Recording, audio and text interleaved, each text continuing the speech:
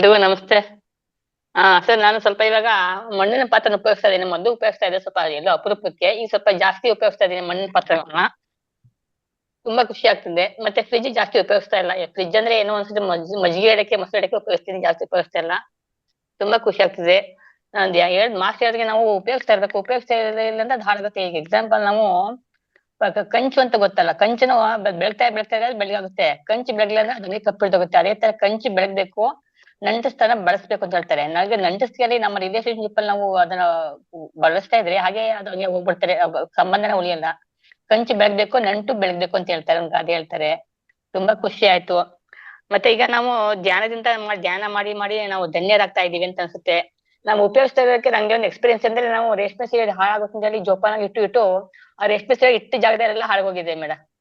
ಎಲ್ಲ ಮಡ್ಸಿಟ್ಟಿರ್ತಾರಲ್ಲ ಹಾಗೇ ಹಾಳಾಗೋಗಿದೆ. ಅದು ಉಪಯೋಗಿಸ್ತಾರೆ ಎಷ್ಟು ಚೆನ್ನಾಗಿತ್ತು. ಉಪಯೋಗಿಸ್ತಾ ಹಾಳಾಗುತ್ತೆ ಅಂತ ಹೇಳಿ ಜೋಪಾನಾಗಿ ಇಟ್ಟು ರೇಷ್ಮೆ ಸೀರೆ ಎಲ್ಲ ಹಾಳಾಗೋಗಿದೆ. ಹಂಗಾಗಿ ನಾವ್ ಯಾವಾಗ್ಲೂ ಬೆಳೆಸ್ತಾ ಇರ್ಬೇಕು. ಬೆಳೆಸ್ತಾ ಇದ್ರೇನೆ ಅದು ಒಳ್ಳೇದಾಗುತ್ತೆ.